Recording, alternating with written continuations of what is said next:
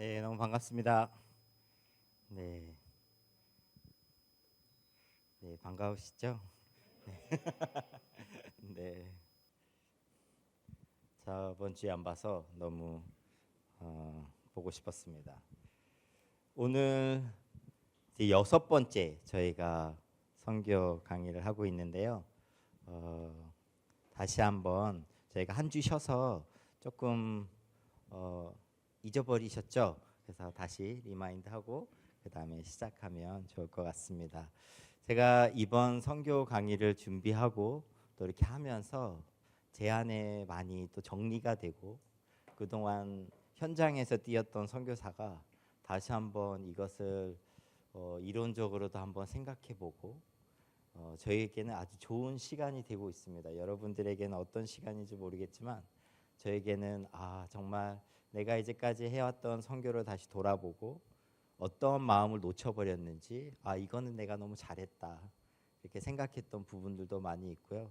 무엇보다도 제가 성경과 교회 역사를 이렇게 돌아보면서 하나님이 어떻게 일하셨나 돌아보면서 정말 이 선교는 하나님이 원하시는 거구나라는 것을 너무 많이 알게 됐어요. 그래서 오늘 이렇게 오는데 너는 이걸 왜 하니?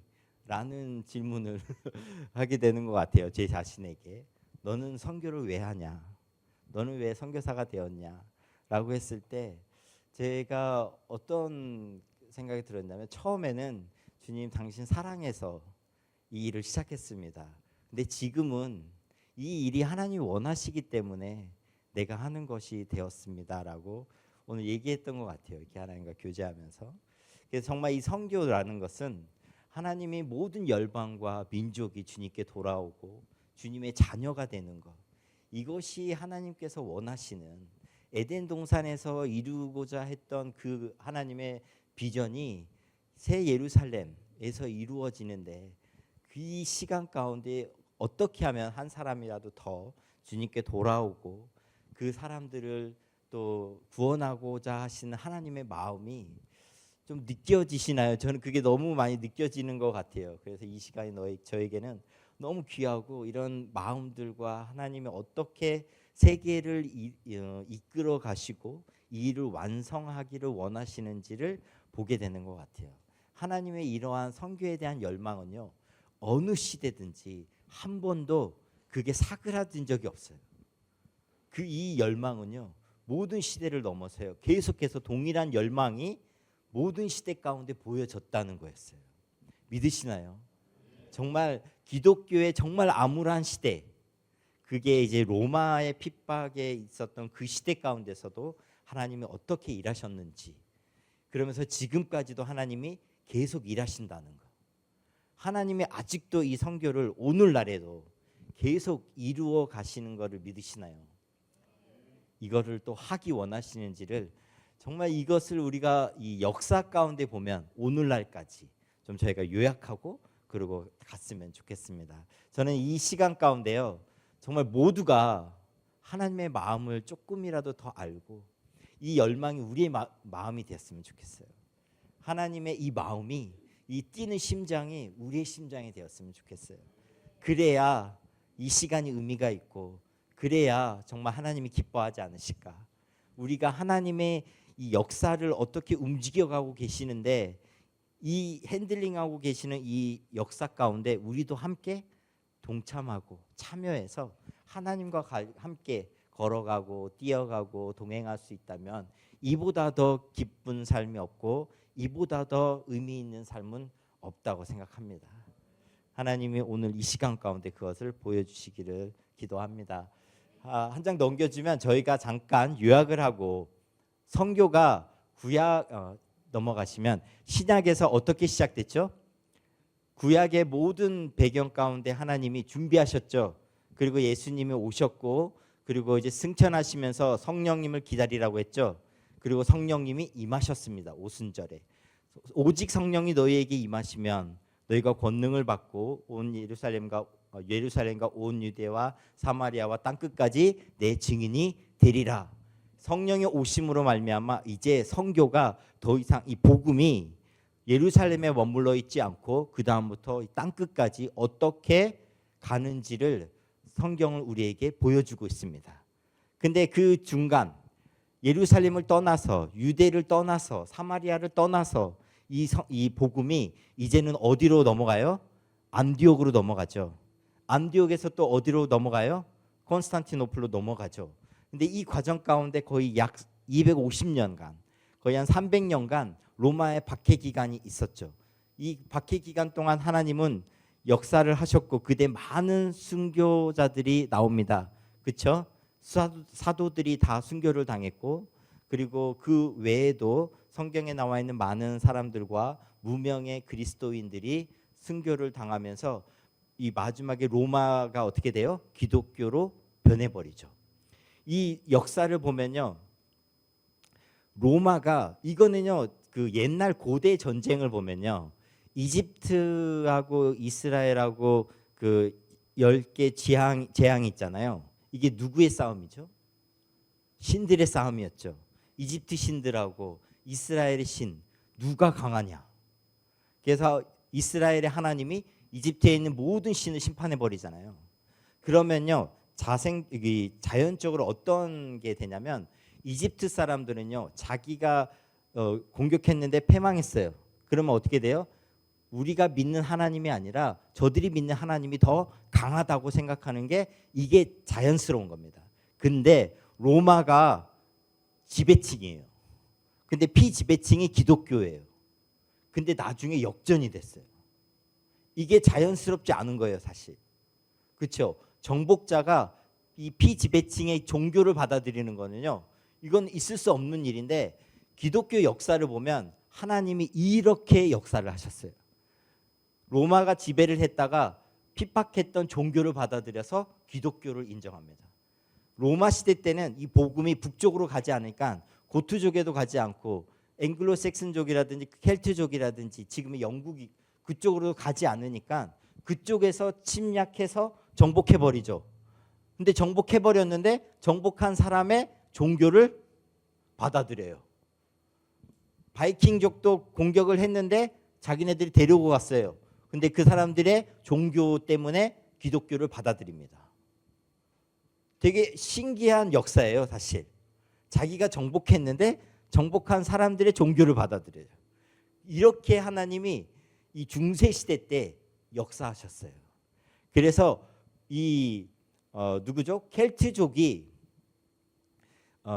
복음을 믿기 시작하면서요, 6세기, 8세기 이 기간에요, 대부분의 신약 이 성경 주석이에요. 절반이 누가 썼는지 아세요? 영국에서 나왔어요.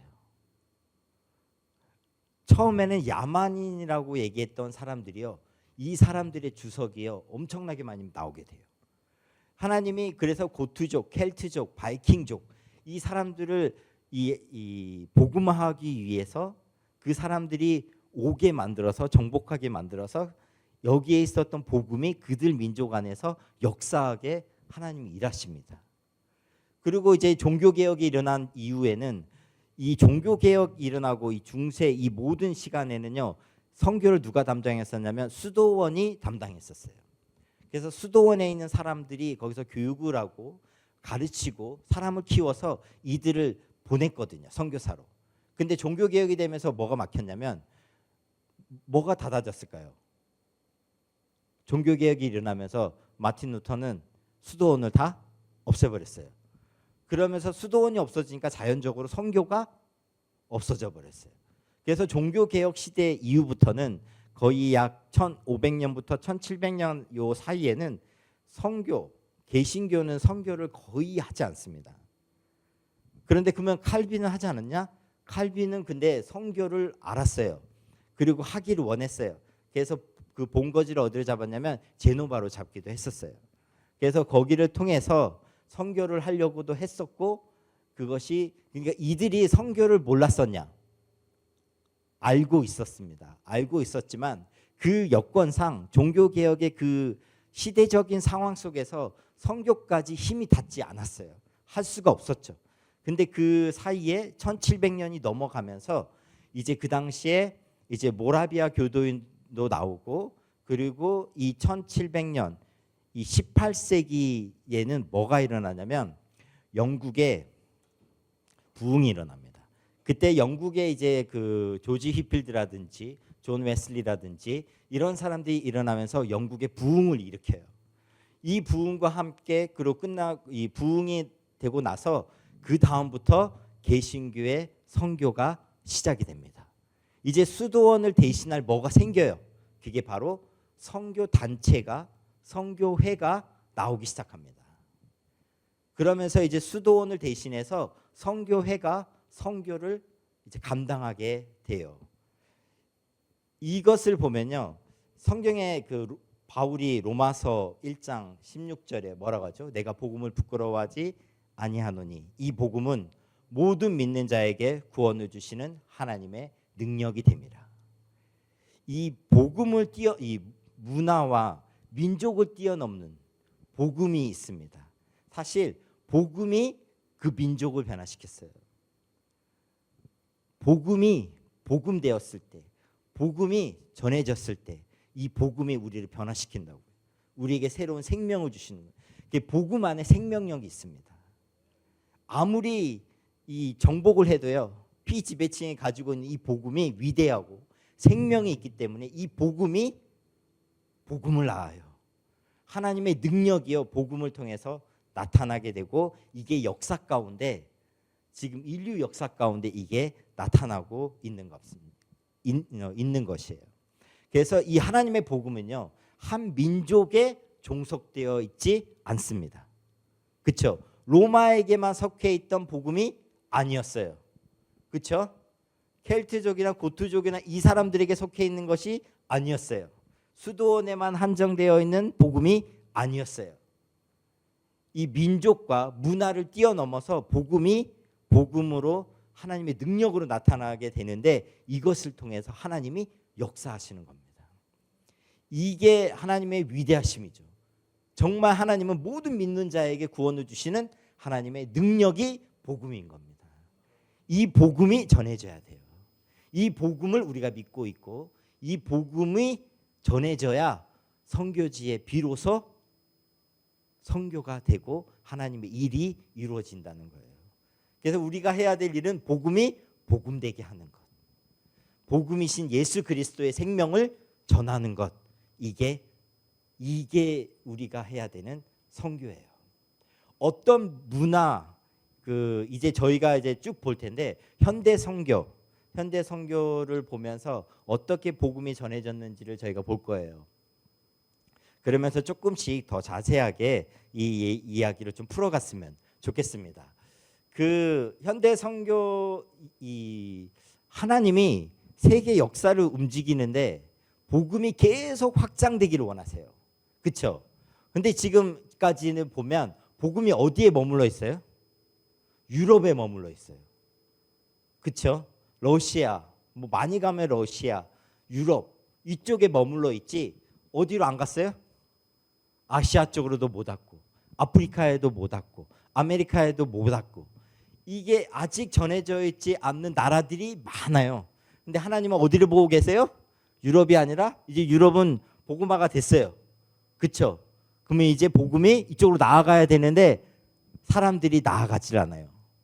근데 하나님은 기가 막히게 콜럼버스가 아메리카를 발견하게 되죠. 신대륙을 발견하게 되면서 여기서부터 이제 많은 유럽에 있는 나라들이 그쪽으로 가게 됩니다. 이게 인간의 욕망 때문에, 인간의 욕구 때문에 식민지 정책과 패권주의가 함께 머물리면서 나가기 시작해요. 근데 이게 되면서 뭐가 생기냐면 거기까지 가는 길이 생깁니다. 바닷길이 열려요. 그렇죠? 이게 선교와 식민주의와 이게 같이 머물리면서 실패한 것도 있고요. 이것을 통해서 복음이 거기까지 들어가게 되는 것도 있습니다.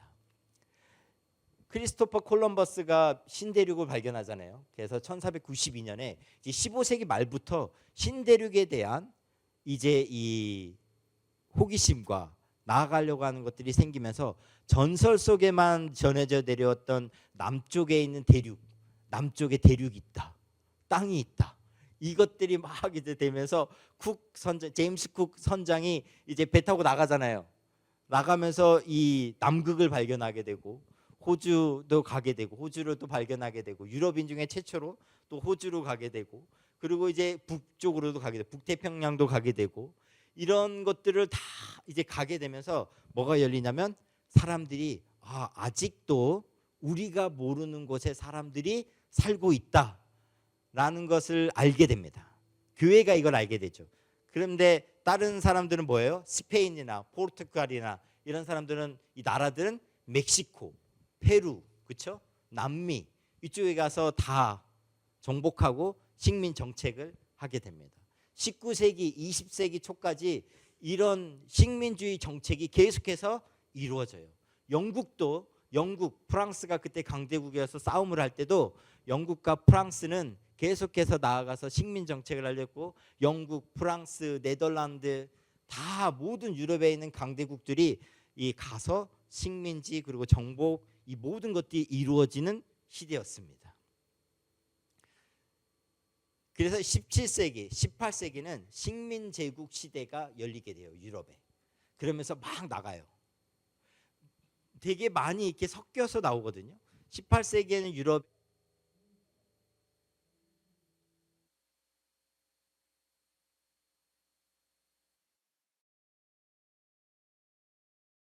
때 영국의 부흥을 일으켰던 사람들이거든요. 근데 그 사람들 이후에 영국이 이제 하게 되고 프랑스 모든 이 기후에도 막 성장을 하고 있는데 이거와 더불어 사람들은 정복하려고 떠나는 거였어요. 이거와 맞물려서 이제 복음이 나아가게 됩니다. 근데 이 시대에 그러면은 이 선교를 정리할 때 현대 선교 1700년부터 2100년까지 지금까지 선교를 딱 정리하는데 오늘 이것만 알고 가셔도 오늘 강의 잘 들었다. 랄프 윈터라는 위대한 사람이 그래도 선교를 잘 정리한 사람이 있는데 그 사람이 이 시대를 네 사람 세 시대 이거 세 잘못 적었죠? 네, 네 사람 세 시대 두 전환기로 정리를 했습니다. 아시겠죠? 뭐라고요?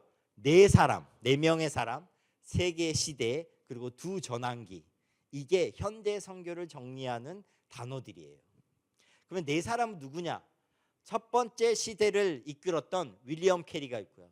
두 번째 시대를 이끌었던 허드슨 테일러가 있고요. 세 번째 시대를 이끌었던 카메론 타운센트하고 도널드 맥가브란이 있습니다. 이 네 사람이 이 현대 선교를 이끌었던 대표적인 인물들입니다.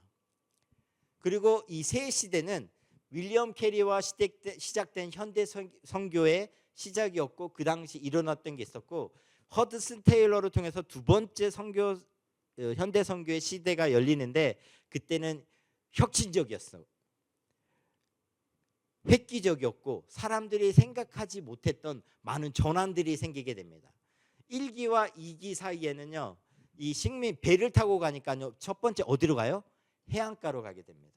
근데 두 번째 선교 시대에는 이제는 해안가가 아니라 해안가로 떨어진 더 안으로 들어가자. 내륙으로 들어가는 선교가 열리게 됩니다. 그래서 그렇게 전환이 일어나요. 그러고 나서 또 다른 전환이 일어나는데 이제는 우리가 종족별로 관심을 갖고 선교를 해야 된다. 이런 이제 두 번의 전환기가 일어나게 됩니다. 그래서 이때에 수도원을 대체하는 선교 조직이 생겨나게 되고요. 그리고 각 종족마다 있는 언어를 알게 되면서 성경 번역이 활발하게 일어나게 됩니다. 그리고 이 종족 선교를 할 때 중요한 거는 우리가 가지고 있는 복음이 문명화가 되면 안 되는 거예요. 우리의 문명을 그 사람한테 뭐라고 하죠? 이식하려고 하면 안 되는 거예요. 이게 아니라 그 사람의 문화 안에서 복음을 받아들이게 해야 되는데 우리의 복음이 예를 들면 우리 한국 사람의 복음이 한국 사람의 문화와 함께 선교지에 나가서 전해지면 안 된다는 거예요. 제가 터키에 가가지고 한국식 복음을 전하면 어떻게 될까요? 안 되겠죠. 거기도 한국 교회가 생기겠죠. 한국 교회가 아니라 터키 교회가 생겨야 되는 거예요. 한국 교회가 아니라 그 나라의 교회가 생겨야 된다는 거예요. 그래서 문화는 존속하되 복음이 그 문화 가운데서 어떻게 역사하는지를 봐야 된다는 거예요. 그래서 이 복음이 토착화가 돼야 된다는 거예요. 그래서 이 토착화 운동이 일어나게 되었고요. 종족별 선교가 열린 게 바로 이 현대 선교입니다. 이 식민 정책이 있었잖아요. 식민 정책을 하면서 카톨릭이 예를 들어 정복했어요. 그러면 거기에는 피지배칭은 뭐를 믿어야 돼요? 그래서 이 칼과 성경이 사실 함께 들어간 거예요. 총하고 칼이 복음이 함께 들어간 거예요. 그러면 이 사람들은 뭐예요? 이 기독교는 우리를 핍박하는 종교이다. 이거 안 믿으면 다 죽어. 이거는요 로마 시대 때하고 똑같은 거예요. 그러면 이 카톨릭이라든지 포르투갈이라든지 스페인이라든지 영국이라든지 이 강대국기들이 들어오면서 이 사람들이 믿고 있는 신앙을 믿고 싶지 않은 거예요. 이게 아주 큰 걸림돌이 된 거예요. 근데 정말 이것뿐이었을까요? 그렇지 않죠. 진짜 선교사는 이거를 뛰어넘어서 토착화를 시켜야 된다. 이 사람의 문화를 존중해 줘야 한다. 각 문화의 독특성을 인정해 줘야 된다 하면서 이 새로운 전환점이 생기는 게 이 현대 선교에서 이 전환점들이 계속 바뀌는 거예요. 하나님이 그렇게 이끌어가고 계시고 선교사들이 들어가면서 이런 문제점들을 알게 되고 당면하면서 그런 과제들을 풀어가면서 현대 선교가 지금까지 오게 된 겁니다. 그러면 첫 번째 현대 선교 1기를 첫 번째 시대를 담당했던 사람이 윌리엄 캐리였습니다. 윌리엄 캐리는 우리가 잘 알고 있는 것처럼 구두수성공으로 시작한 사람이었어요. 가난한 그 배경의 가정에서 자랐었고 윌리엄 캐리는 20살에 결혼을 했대요. 그리고 16살 때부터 구두수 성공을 했어요. 근데 그 구두수 성공에 그 자기를 가르쳤던 사람의 처제하고 결혼을 했다고 합니다. 그래서 그 사람하고 결혼해서 5살 연상이었대요. 그래서 결혼을 했는데 윌리엄 캐리는 하나님 앞에 선교에 대한 부르심을 받았어요. 근데 이 사람이 영향을 받은 사람이 제임스 쿡 선장의 항해라는 그 1기, 2기, 3기 그 책이 있거든요. 이제 그 책을 보면서 많은 영감을 받는데 그러면서 세계 지도를 펼쳐놓고 기도하면서 선교에 대한 마음을 갖게 됩니다. 근데 윌리엄 캐리가 선교에 대한 부담을 가지고 선교사로 부르심을 하나님 불러주셨는데 그 당시에 유럽이라든지 영국은요 아무리 조지 히필드라든지 존 웨슬리가 일어나서 부흥이 일어났지만 선교에 대한 거, 해외 선교에 대한 부분에 있어서는요 나아가는 사람이 거의 없었다 그래요. 그 당시에 사람들이 생각했던 거는 예를 들면 윌리엄 캐리가 우리가 선교해야 된다, 해외에 나가야 된다, 아직도 복음을 듣지 못한 사람들이 있다, 우리가 나가서 전하자 했을 때 그 당시에 시대적인 생각들은 하나님이 이방인을 구원하고자 하신다면 우리가 나서지 않아도 하나님이 구원하실 거다. 수동적인 구원관을 가지고 있었기 때문에 나가지 않았다 그래요. 그래서 윌리엄 캐리가 그런 말을 했을 때 그 파장은 엄청났겠죠. 근데 엄청났을까요? 다 무시했겠죠. 네가 뭘 알아. 젊은 목사가 일어나가지고 우리 선교해야 됩니다. 우리가 땅끝까지 나아가야 됩니다. 가라. 너희는 모든 족속에 뭐라고 하죠? 가서 모든 족속으로 제자를 삼아라. 하나님이 예수님이 우리에게 이 명령을 하셨는데 이 명령은 우리 모든 그리스도인에게 하신 하나님의 위임령이다. 근데 그 당시의 상황은 어땠냐면 이 명령은 제자들에게 말한 명령이라고 믿었어요. 이거를 그리스도인에게 줬던 이 하나님의 명령으로 받아들이지 않았어요. 윌리엄 캐리는 그래서 이거는 사도들에게만 말한 하나님 위임령이 아니라 그리스도인 우리 모두에게 하나님이 주신 명령이다. 선교는 마땅히 그리스도인이면 해야 될 일이다 라고 외치기 시작합니다. 맞을까요? 맞죠? 우리가 가끔 선교는 선교사들만 하는 거야. 여러분 그렇게 생각하시나요? 선교는 나하고 좀 먼 얘기야. 어떻게 생각하세요? 제가 가끔 이게 보면 꼭 선교는 선교사들만 하는 것 같아. 나가는 거는 선교사들만 나가야 돼. 우리 여기 중에 나갈 사람이 있을까요? 하나님 마음 주시면 나가야 되겠죠. 우리는 언제든지 하나님이 불러주시면 그래요 주님 제가 가겠습니다. 준비된 사람들이어야 되는데 우리가 한 발짝 이렇게 딱 보면 나는 아니겠지. 나는 아니겠지. 그래서 이 선에서 한 발자국 딱 나서 여기서 보고 있어요. 근데 윌리엄 캐리가 주장했던 거는 이게 아닌 거예요. 모든 그리스도인이라면 선교에 헌신이 돼야 된다. 모든 그리스도인이라면 가서 모든 족속으로 제자를 삼아라. 이 명령을 받은 사람들이다라고 본 거예요. 그러면서 이 윌리엄 캐리가 아주 위대한 그 중요한 말 하나 남기죠. 되게 유명하죠. 하나님으로부터 위대한 일을 기대하라. 그리고 하나님을 위해서 위대한 일을 시도하라. 이게 윌리엄 캐리가 목회자들 모여 있는 자리에서 젊은 목사가 가서 설교를 해요. 20대의 목회자가 됐거든요. 침례를 받고 침례교회 목사가 돼요. 한 2, 3년 후에 열심히 공부해서.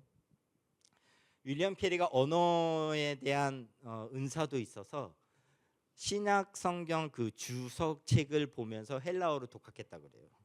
이것뿐만 아니라 언어에 능통해서 나중에는 동양어 학과 교수가 되기도 합니다. 인도에서 라틴어, 헬라어 그리고 다른 언어들도 다 이제 배워서 이제 그런 것에 이제 많은 공부를 하게 되는데 이 사람이 목회자가 되고 나서 사람들에게 선교에 대해서 외치기 시작하고 이 사람이 뭐 하냐면 하나님을 위해서 위대한 일을 시도하라라고 외쳤잖아요. 그 다음날 거기 모였던 목회자들이 선교회를 만들기 시작합니다. 그게 바로 침례 선교회예요.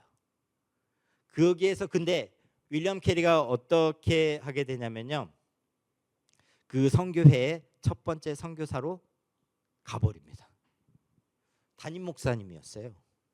담임 목사님인데 내가 선교하러 가야 된다 해서 그래서 우리 담임 목사님 어디 가시지?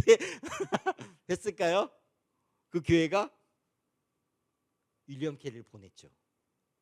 아쉽지만 우리의 담임 목사님이 선교에 간다고 하니 갑니다.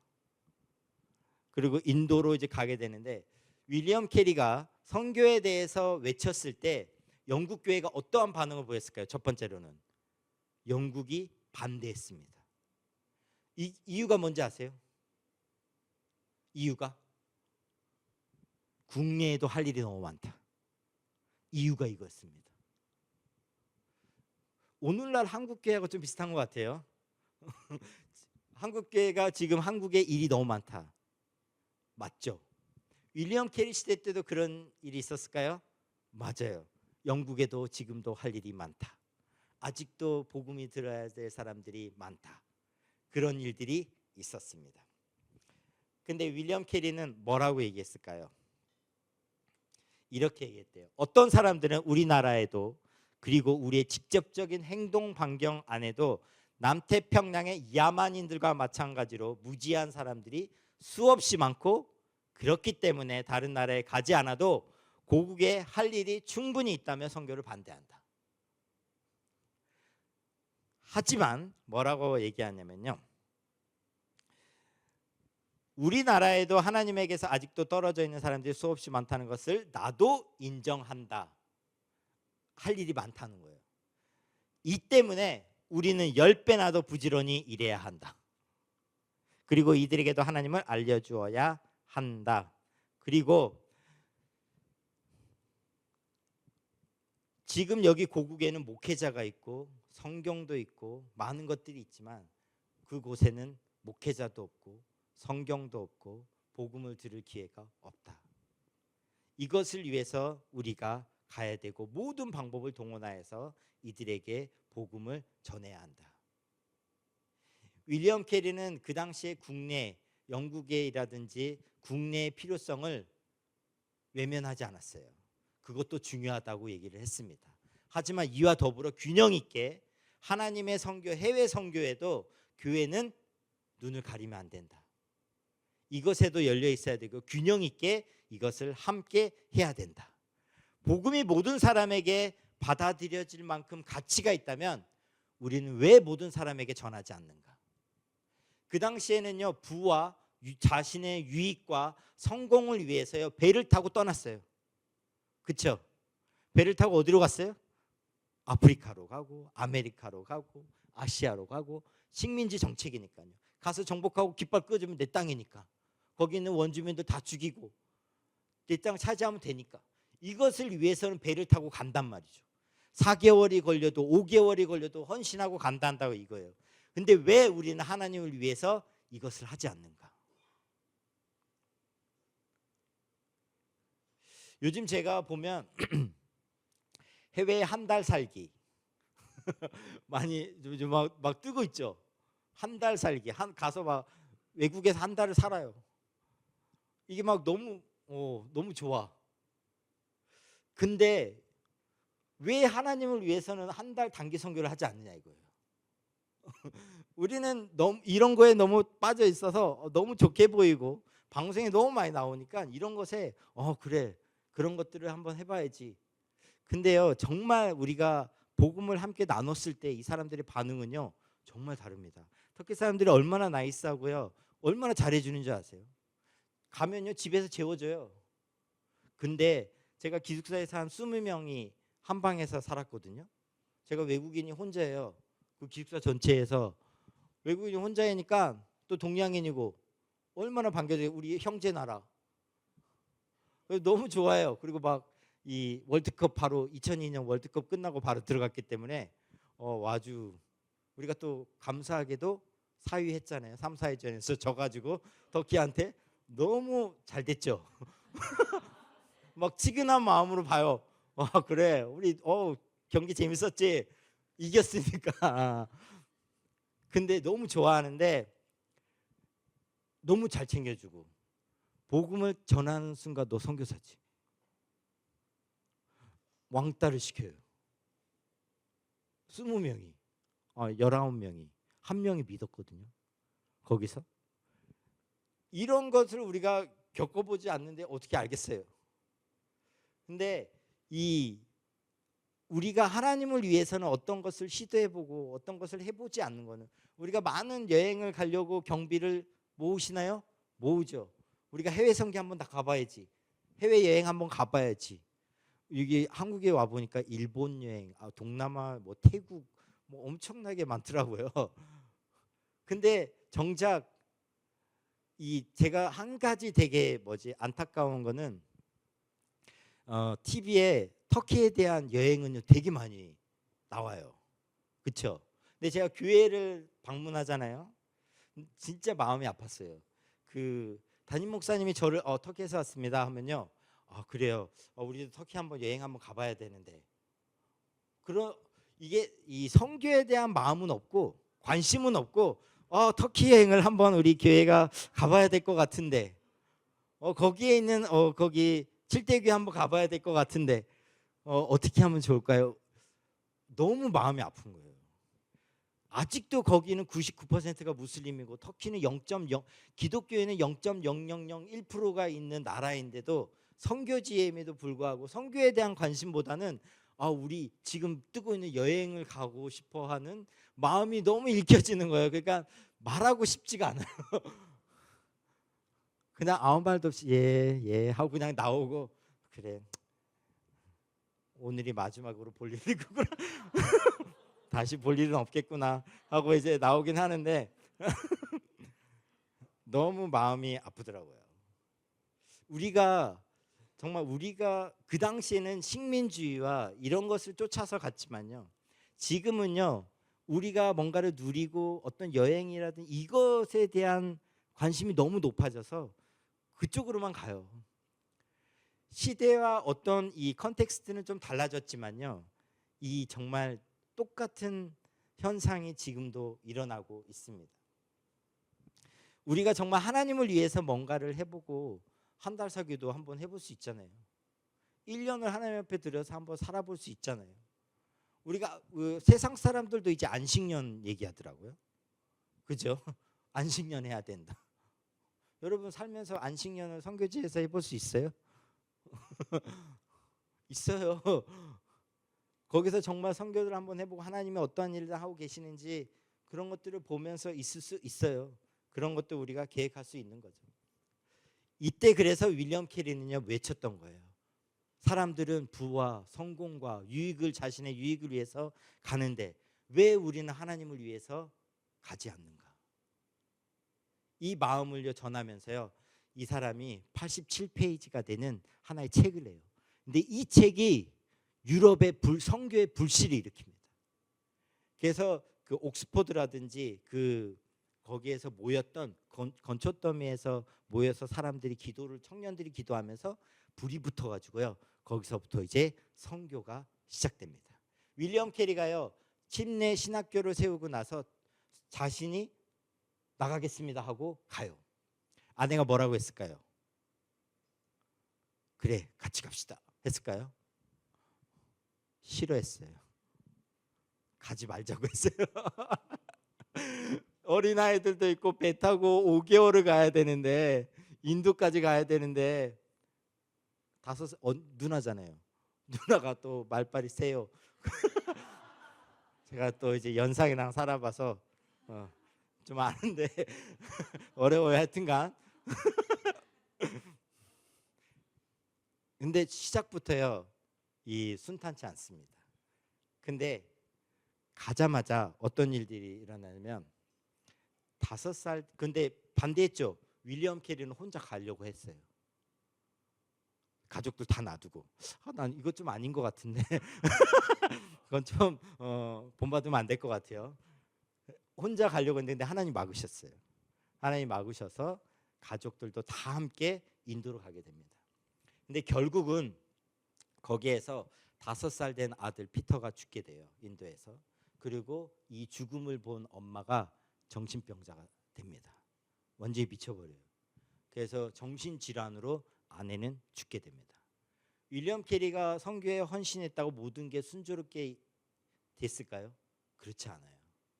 거기에 가서도 많은 어려움이 있었고 자녀들을 잃게 되고 아내는 정신병으로 힘들어하고 정신질환으로 거의 마지막 아들을 잃고 나서부터는 정말 힘든 시간들을 보냈다고 해요. 그리고 나서 이뿐만 아니라 사역적으로도 자기가 번역한 모든 문서가 화재로 인하여 다 불타버리고 없어져 버립니다. 그러면서도 윌리엄 캐리는 자신의 끈기와 이 인내로 이 모든 것들을 하나님이 이것을 사용했다. 자신의 끈기와 인내로 하나님이 이런 것들을 사용했다고 하는데 참 어려움들이 많았습니다. 근데 두 번째 결혼으로 인해 가지고 제가 보니까 윌리엄 캐리도 2번 결혼했고 허드슨 테일러도 2번 결혼했더라고요. 근데 윌리엄 캐리도 그 첫 번째 아내를 잃고 나서 두 번째 아내와 함께 다시 이제 인도 선교를 계속하게 됩니다. 이 사람이 어떤 일에 가장 그 중요한 일을 했냐면 첫 번째로 선교회를 조직하게 돼요. 이거는 교회하고 상관없이 선교를 위해서 하나의 조직을 만들어야 된다. 이것을 외쳤는데 이 사람이 이것을 침례 선교회를 만들고 나서 런던 선교회가 생기고 글래스고 선교회가 생기고 그 유럽을 중심으로 미국 성서공회도 생기고 이 선교를 전문적으로 한 조직들이 생기는데 계기를 마련했고 첫 번째 시발점이 됐다는 것이 그래서 현대 선교의 아버지라고 얘기를 하는 겁니다. 이 사람이 인도에 가서 어떤 일들을 가장 많이 했냐면 첫 번째로는 성경 번역으로 많은 일들을 했습니다. 성경 전체를 3개 언어로 번역을 해요. 산스크리트어 언어로 하고 뭐 마라티아 언어로 하고 그리고 벵골러 이 3개의 언어로 신약 성경 전체를 번역하기도 하고 약 46개가 되는 언어로 성경을 일부분을 번역하고 이 일들을 했다고 해요. 그래서 이 번역이 이 다양한 언어로 번역하는 작업을 윌리엄 캐리가 하게 됩니다. 사회 개혁을 하게 되는데 인도에는 과부가 된 사람을 순장하는 제도가 있었어요. 그래서 이 윌리엄 캐리는 어떻게 해요? 이것을 없애버리려고 적극적으로 참여하게 됩니다. 유아 살해라든지 그리고 과부가 된 여인을 순장하는 제도들을 이 악습적인 거, 인도가 가지고 있었던 그런 사회적인 문화적인 개혁을 하게 돼요. 그리고 윌리엄 캐리 같은 경우에는 그 당시에 딱 들어갔을 때 또 누구의 반대에 부딪히냐면 영국 회사의 반대를 부딪힙니다. 왜? 복음 전하면 안 되니까. 오히려 그 사람들이 반대해서 덴마크 영의 지역에 가가지고 세란포라는 곳에 가서 대학을 만들게 돼요. 이게 또 인도에서 윌리엄 캐리가 했던 큰 일 중에 하나입니다. 거기서 이제 언어를 가르치기도 하고요, 출판 사역을 하기도 했습니다. 윌리엄 캐리는 자신이 외쳤던 것처럼 하나님으로부터 위대한 일을 기대하고 하나님을 위하여 위대한 일을 시도하라. 그 자신의 인생의 모토처럼 여기면서 이것을 했던 사람이 윌리엄 캐리였어요. 윌리엄 캐리가 이거를 하고 나서 많은 선교 단체가 일어나고 해안선을 따라서 그 선교가 이루어졌어요. 이제 이 흐름을 타서 그 다음에 누가 가냐면 허드슨 테일러가 중국으로 가게 됩니다. 중국에 갔는데 그 당시에 해안가 뭐 상하이 같은 데는요 선교사들이 들어갔을까요? 들어갔죠. 근데 그 당시에 선교사들은 어떤 걸 했냐면 서양인의 모습 그대로 갔어요. 영국에서 어떠한 허드슨 테일러도 영국 사람이거든요. 그럼 서양 사람들의 옷이 있겠죠. 그렇죠? 금발에다가 그 사람들의 옷 복장을 하고 중국에 있다고 생각해 보세요. 그럼 중국 사람들이 허드슨 테일러를 한 10km, 그러니까 이렇게 좀 떨어져 있는 상하이에서 내륙으로 조금 들어가면 중국 사람들이 있잖아요. 그러면은 저 멀리에서 허드슨 테일러를 본다, 다 도망갔대요. 왜? 노란 머리에다가 서양 복장을 한 사람이 생전 처음 태어나가지고 외국인을 본 거예요. 무서우니까 다 도망갔다는 거예요. 그래서 그 당시에는요 선교를 하러 갈 때 현지화가 아니고요 자신의 문명을 그대로 가지고 갔어요. 그래서 문화 이식을 했었어요. 문명을 이식하고 이런 선교가 그래서 식민지적 선교를 했던 거였어요. 이 선교를 시작하게 되면서 많은 어려움들이 있었는데 허드슨 테일러가 중국에 가면서 허드슨 테일러는 좀 달랐습니다. 허드슨 테일러가 중국에 갈 때 그리고 갔을 때도 동료 선교사들이 그렇게 주목하지 않고 그리고 허드슨 테일러가 하는 것들을요 인정하지 않았었어요. 좀 되게 인정받지 않는. 그리고 이 사람은요 목회를 했거든요. 근데 목사 안수를 받지 않았어요. 의학을 좀 배웠어요. 의료 기술을. 근데 의사가 아니에요. 근데 가서 중국에서 많은 일을 했어요. 그래서 허드슨 테일러는 참 하나님을 위해서 위대한 일을 시도한 사람이기도 하고요. 하나님이 어떻게 하나님의 손에 들리면 하나님이 어떻게 사용하는지를 기대하면서 시작했던 사람입니다. 허드슨 테일러가 중국에 갔을 때 제일 강조했던 거 하나. 그리고 허드슨 테일러 다음에 어떤 선교단체가 생기냐면요. OM 선교단체가 생깁니다. OM 선교단체는 되게 유명한 선교단체 중에 하나거든요. 지금. 근데 이 사람이 페이스 미션으로 아주 중요하게 믿음 선교를 되게 강조했던 사람이 허드슨 테일러였어요. 허드슨 테일러는 하나님의 일을 하나님의 방법으로 행하면 반드시 하나님의 공급하심은 끊어지지 않을 것이다. 그래서 허드슨 테일러가 강조했던 거는요. 우리가 모금하지 말자. 필요를 하나님께 알리자. 하나님만 바라보면 하나님의 방법대로 이 모든 재정은 채워진다. 하나님이 채워주실 거다. 믿으시나요? 이거는 선교제에 있든 여기에 있든 똑같죠. 국내에 있든 선교제에 있든 어디에 있든지 다 똑같은 겁니다. 우리가 하나님의 일을 하면 하나님이 채워주실까요? 채워줍니다. 진짜 저도 터키에 갔을 때요. 아무것도 없이 간 것 같아요. 하나님만 보고 간 것 같아요. 근데 하나님이 채워주시나요? 채워주시죠. 하나님의 공급하심을 저희가 경험하게 됩니다. 근데 허드슨 테일러는 모금도 하지 않고 많은 사람들이 실제로 허드슨 테일러 아버지하고 중국 선교를 위해서 협회가 돈을 모아가지고 허드슨 테일러에게 주려고 했었어요. 허드슨 테일러이 뭐라고 했을까요? 안 받아요. 왜 안 받을까요? 안 받아요. 근데 이 사람이 했던 말이 있어요. 우리가 많은 돈으로 영혼을 구원하지 못한다. 정말 필요한 것은 자신을 기꺼이 헌신해서 드릴 성령 충만한 한 사람이다. 그 사람이 영혼을 구원한다. 돈은 영혼을 구원하지 못한다. 필요하다. 하지만 이것은 하나님이 채워주실 거다. 그래서 허드슨 테일러는 많은 어록들을 남겼어요. 그가 그래서 하나님만 바라보면서 이 나아갔던 사람 중에 한 사람이었습니다. 그래서 기도 생활이 늘 끊이지 않았어요. 끊임없는 기도. 허드슨 테일러가 나중에 선교사에게 가장 어려운 것이 무엇이냐라고 했을 때 뭐라고 했는지 아세요? 선교사가 제일 어려워하는 것, 규칙적으로 기도하는 것과 성경 공부를, 성경 연구하는 것을 제일 어려워한다. 왜냐하면 그렇게 할 시간이 없기 때문에.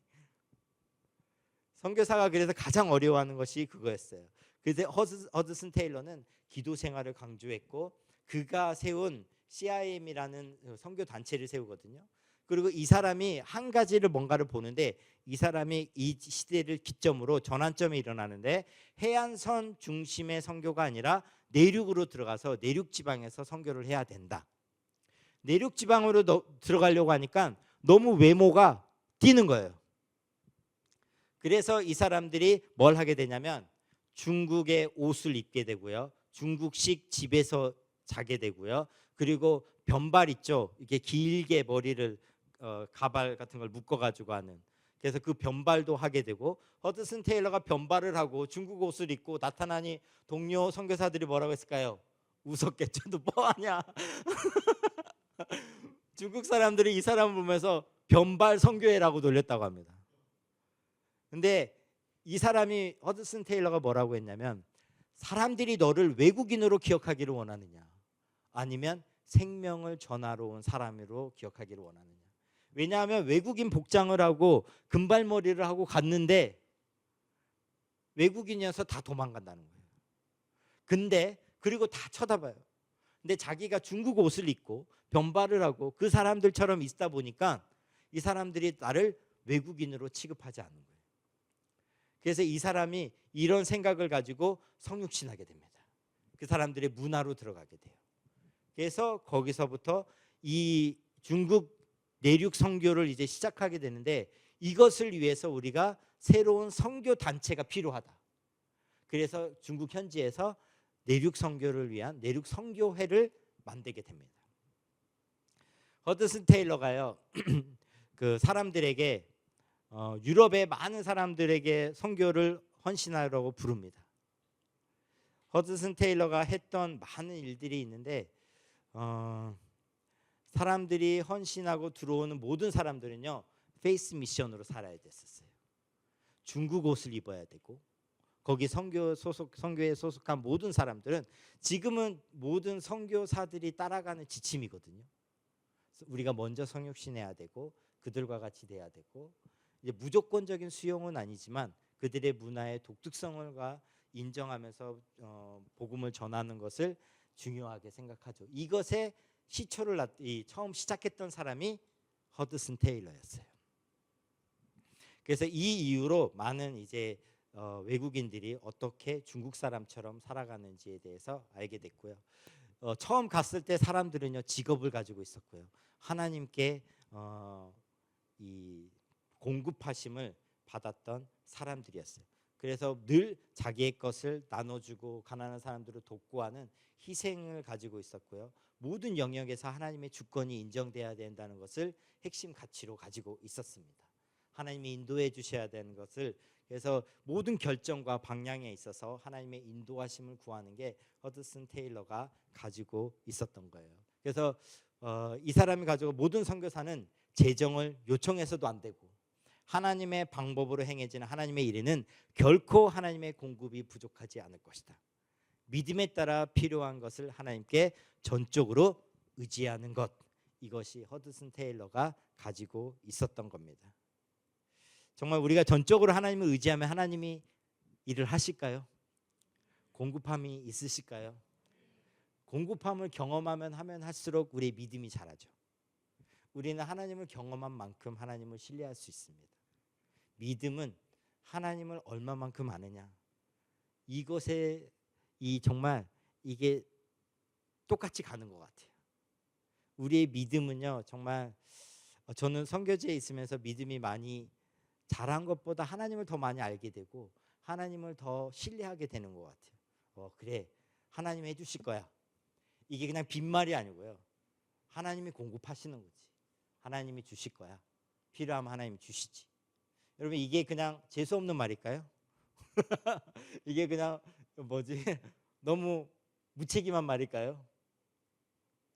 어떤 사람이 이런 말을 하면, 그래, 내가 믿음이 없어서 그냥 걱정하는 거지 너만 믿음이 있냐? 막 이렇게 얘기하는데, 이거를 경험하면 경험할수록 그래, 하나님이 하실 거야. 하나님이 공급해 주시고 하나님이 주실 거야. 믿음이 있기 때문에 그런 말을 하는 겁니다. 상대방을 깎아내리려고 너는 믿음이 없어, 그렇게 얘기하려고 하는 얘기가 아니고요, 정말 이 믿음의 고백으로 나올 때 정말 하나님이 공급하십니다. 허드슨 테일러가 업적으로 따져도 많은 일들을 했어요.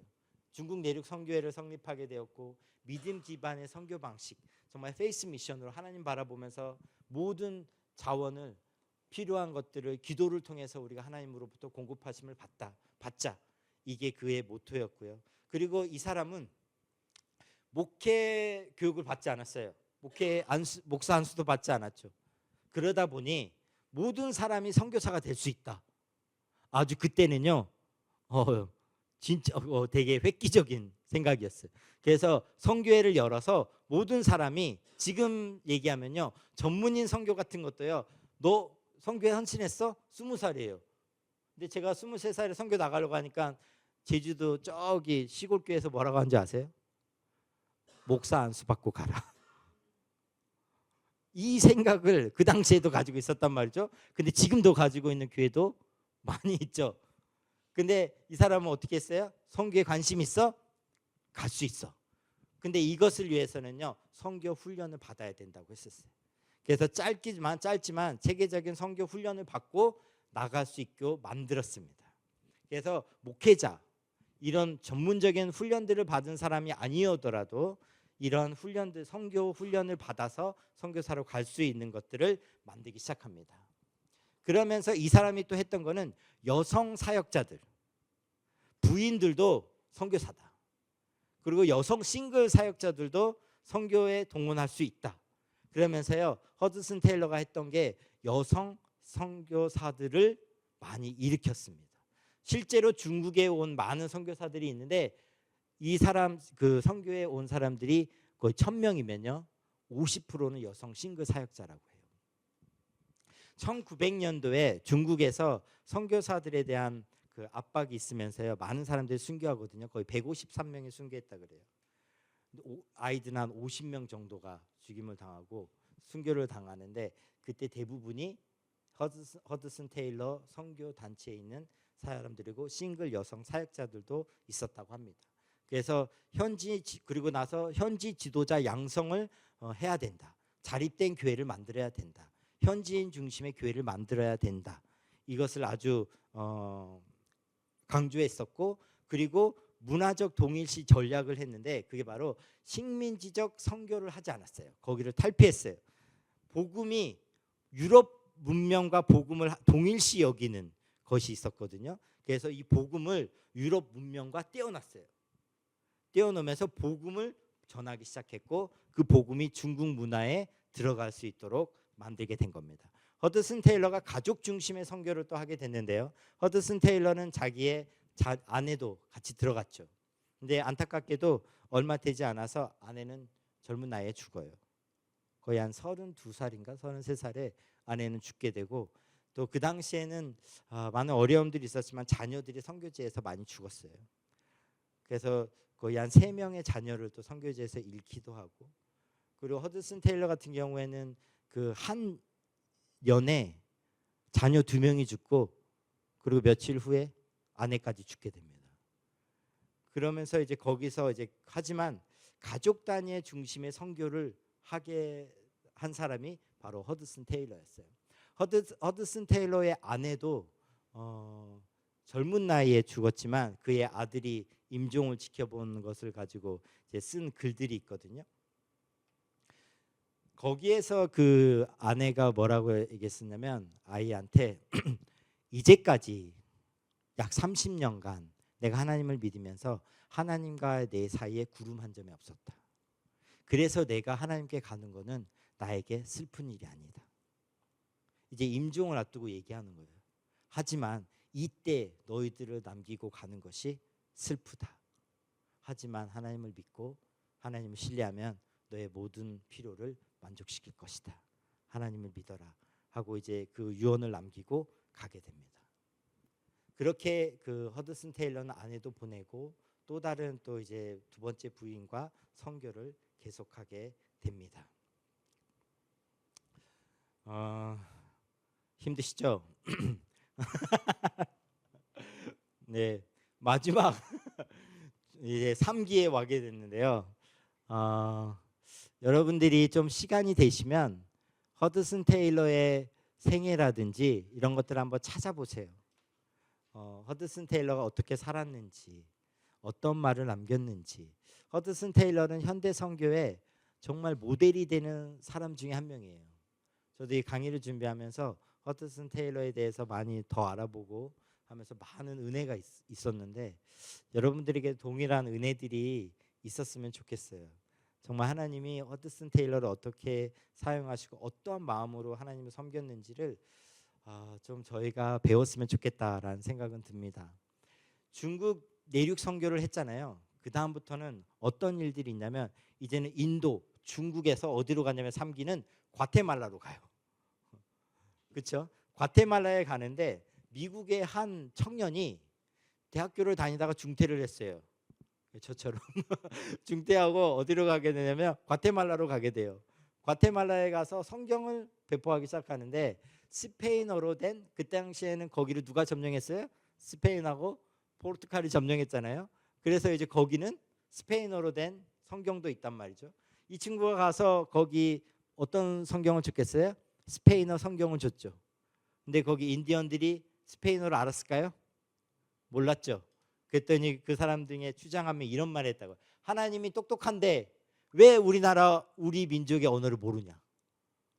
이 말에 충격을 받아서 이 사람이 성경 번역을 해야 되겠다. 각 종족에 맞는 언어로 성경을 번역해야겠다. 그래서 존 위클리프 성경 번역 선교회를 만들게 됩니다. 존 위클리프는 전 사람이죠. 영어로 성경을 번역해가지고 유럽에 첫 번째로 영어로 성경을 번역한 사람이에요. 그래서 그 사람의 이름을 따가지고 선교회를 만들었고 이 사람이 지금 성경 번역의 그 선교회를 해서 지금도 선교지에서 성경을 번역하는데 큰 일들을 담당하고 있습니다. 그래서 언어학적으로 아주 중요한 일들을 하게 되는데 이 사람이 그러면서 발견한 게 무엇이냐면요. 각 종족에 맞는 언어로 복음을 전해야 된다. 그래서 가장 위대한 선교사는 모국어로 된 성경이다. 성경은 안식년도 없다. 성경은 휴가도 없고 외국인으로 여겨지도 않는다. 성경이야말로 최고의 선교사이다 라고 얘기를 합니다. 그래서 이 사람이 성경 번역으로 각 종족에 맞는 성경을 만들게 됩니다. 그 다음으로 이제 도널드 맥가브란이라는 사람이 나는데 이건 3대째 선교사 가정에서 태어납니다. 이 사람은 절대 내가 선교사가 되지 않겠다 마음을 먹었다가 하나님이 또 꼭 그렇게 하는 사람이 하나님이 또 불러요. 그래서 또 그래서 선교학을 플러신학교라든지 거기에 선교학을 만든 사람 중에 한 명이에요. 그래서 선교학을 아주 정립한 사람이죠. 근데 이 사람이 했던 중요한 그게 뭐냐면 동질 집단의 원리를 얘기하게 됩니다. 근데 이거를 누가 했냐면 허드슨 테일러도 이거를 했어요. 그래서 복음을 받아들일 때 다른 문화에서 복음을 받아들이는 것은 어렵다. 같은 문화권에서 복음을 전할 때 가장 효과적이다. 그래서 사실 이거는요 예수님이 성육신하면서 이 모델을 우리에게 보여주셨어요. 사회적, 문화적 동질성을 가진 집단 내에서 복음을 더 쉽게 받아들일 수 있다라고 주장을 했습니다. 이게 그래서 선교 전략으로 나오게 됩니다. 그러면 선교 전략에서 문화적 장벽을 최소화하고 복음 전파의 효율성을 높이기 위해서는 사회적, 문화적 동질 이 집단 내에서 복음을 전해야 된다고 하게 된 거죠. 근데 여기서 우리가 선교를 얘기할 때 한 발자국 더 나가면요, 사실 선교는 세계관의 변화예요. 이 문화권 안에서 복음을 받아들이지만요, 이 문화가 복음을 방해하는 요소들도 되게 많이 있거든요. 우리나라도 유교 때문에 복음이 바뀌어지는 경우가 있어요. 조금 변질되고, 우리나라가 가지고 있는 이제까지 내려오는 생각들 때문에, 세계관 때문에 복음에 부딪히는 것들도 많이 있습니다. 문화를 가지고 온 얘기는 하지만 결국은 복음으로 세계관이 변화되는 것들이 필요하죠. 이런 것들이 선교 안에서 같이 이루어져야 되는 겁니다. 정리하면 현대 선교는 네 사람, 세 시대, 두 전환기. 이게 첫 번째 시대는 뭐예요? 해안선 지역에 선교를 했었고, 두 번째 시대에는 내륙 지방 선교를 했었고, 세 번째 시대에는 이제는 미전도 종족에게 종족별 선교를 해야 된다. 그러면서 이들이 토착화를 얘기를 했었고 하면서 선교는 처음에는 개척자의 자리에서 선교를 해야 된다. 그럼 어떻게 해야 돼요? 개척교회 하면 뭐 어떻게 해야 돼요? 혼자 다 하죠. 개척교회 하면 혼자 다 하죠. 그렇죠?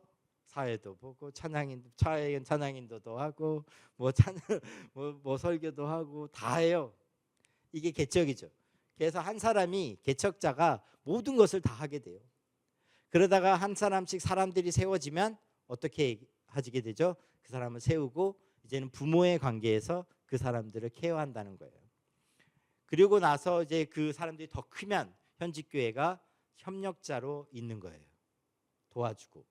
그리고 나서 다음에는 참여자의 자리로 가야만 그 나라의 문화권의 종족의 교회가 세워질 수 있다.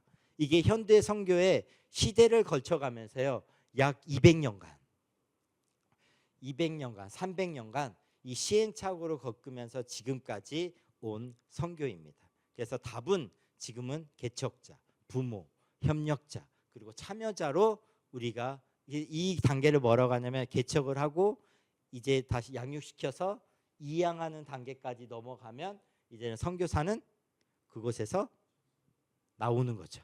아니면 다른 곳을 가든지.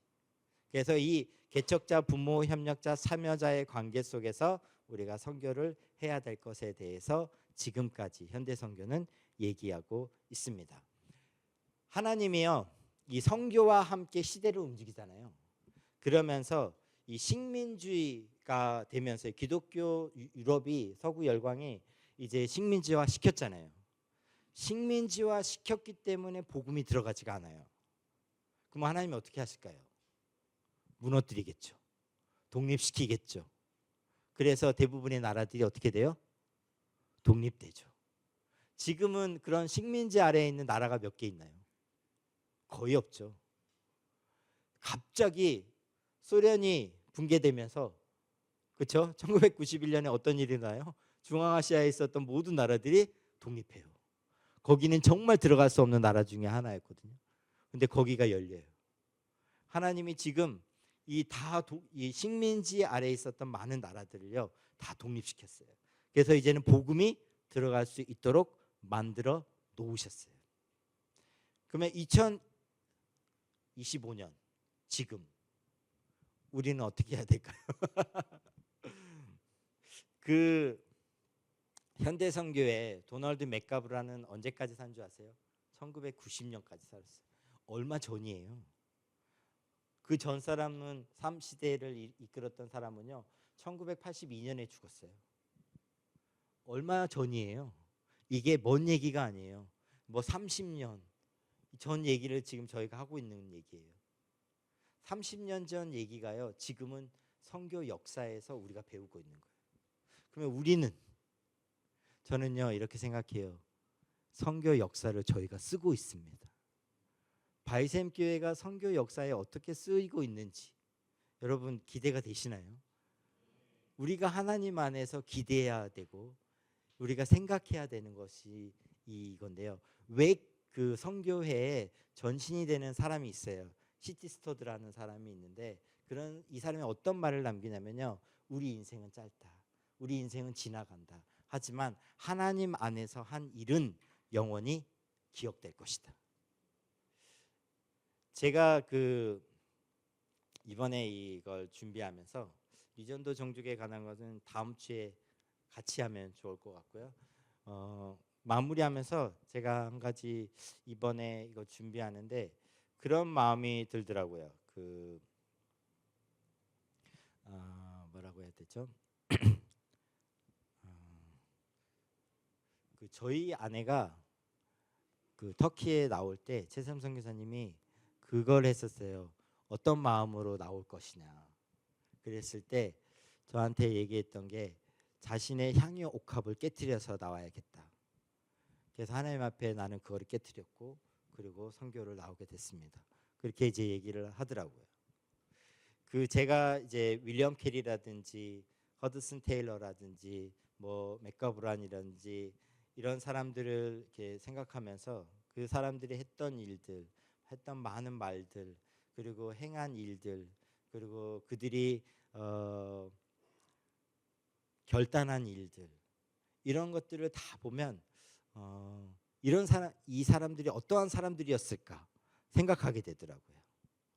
허드슨 테일러는 이런 말을 했거든요. 당신이 무엇을 한 게 중요한 게 아니라 당신이 어떤 사람인 게 중요하다. 근데 이 사람들이 어떠한 동기로 이 사역들을 했고 이 일들을 감당했을까? 이거에 대한 동기는 무엇이었을까? 생각을 하게 됐는데 이거였던 것 같아요. 그 자신을 하나님 앞에 그냥 드린 거죠. 그러니까 이 사람들이 했던 동일한 말이 뭐였냐면 내가 하나님을 위해서 하는 아무리 지나치게 하나님을 위해서 헌신해도 그거는 하나님 앞에서 지나친 사역이 아니다. 지나친 헌신이 아니다.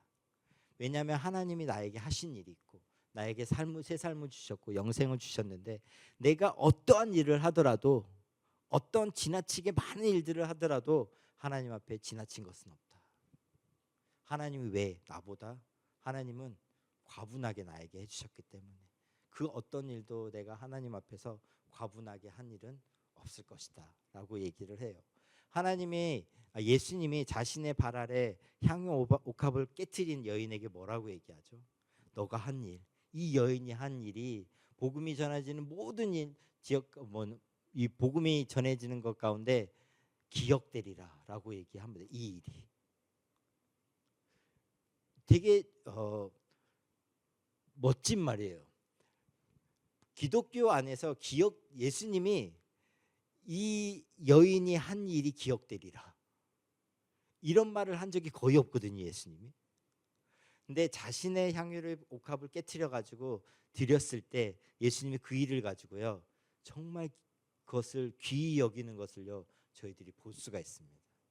윌리엄 캐리는요 이런 말을 했어요. 내가 죽으면 윌리엄 캐리에 대해서 얘기하지 마라. 윌리엄 캐리의 주인이 되신 예수 그리스도에 대해서만 얘기해라.